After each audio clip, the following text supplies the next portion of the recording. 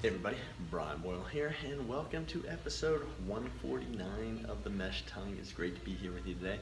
And hey, thanks for checking out the previous episodes. We got lots of questions and comments. Hey, keep sending those to me, Brian, B-R-I-A-N, at company5k, that's the number 5k.com, and I'll be happy to get back to you.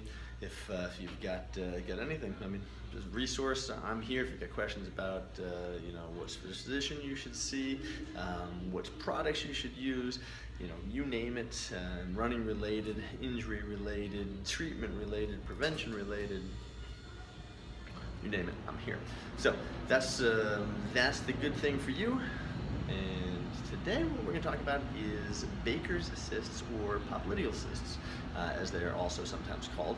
So if you've got a Baker's cyst, or somebody says you've got a popliteal cyst, don't be like, oh my gosh, that sounds very similar, but mine is this and yours is this. The same thing. It just depends on what part of the country you live in, or which part of the world, and how they're describing it. So what is it? It is a collection of synovial fluid. The synovial fluid is what actually lubricates the joints. So when you sit too long, you go to stand up and you kind of bend and you move the arm or you move the knee, you reach back and stretch. What you're doing is lubricating the joints with the synovial fluid. That reaction occurs when there's movement at the joint gets bathed.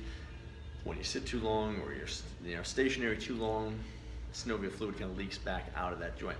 So what happens now, you've either gotten arthritic changes or you've got some sort of cartilage tear. When that cartilage tear or the arthritis changes occur, you may get some increase in synovial fluid production. That may start leaking into the back of the leg. It forms this cyst, or it can actually start kind of bleeding into, and bleeding is not a really good term because it's not the blood, but it's the fluid, but kind of cascading down into the calf, causing swelling.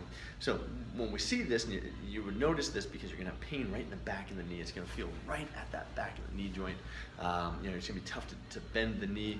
You may get a little bit of swelling down the calf. You may be concerned about a blood clot. If that's the case, get in to see somebody. If you've had issues in the past with maybe a meniscus or maybe with arthritic changes in the joints, again, that's usually a really good thing to think first, is that maybe it's just this cyst in the back there.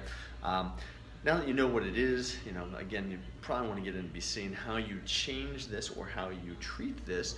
Ice, compression wraps, so Coban wraps, just nice and tight. I wouldn't sleep with a Coban wrap on, but a Coban wrap, nice and tight around there. That's the stuff that you're seeing when you draw blood that sticks to itself. They just put that on now. You can put that around the knee, so you get some compression. Then you can also work on a tension. If you've got a tension at home, that will help with pain control. Anything you can do just to get the knee moving, so gentle range of motion, gentle strengthening. What we then need to do is work on strengthening exercises. I think I've shown you some other exercises that you can do to strengthen up the knees, but if you've got specific questions for you, feel free to reach out to me. I'll be happy to help you out. But in general, what we would do is we would strengthen the knees. So think quadricep, think about hamstring, think about calves, to try and stabilize the knee so that it doesn't get this friction and then this increase in synovial fluid production.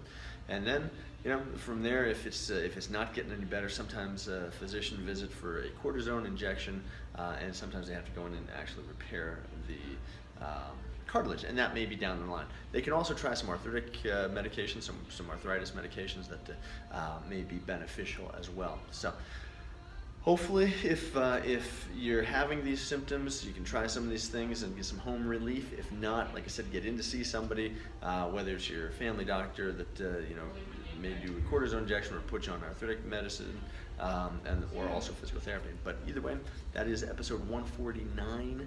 It is a wrap.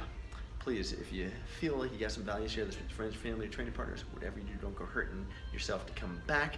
We'll see you again tomorrow. And without further ado, Brian from Company 5K. Check out runpainless.com also, and appreciate you. Hey, take care. Have a good one.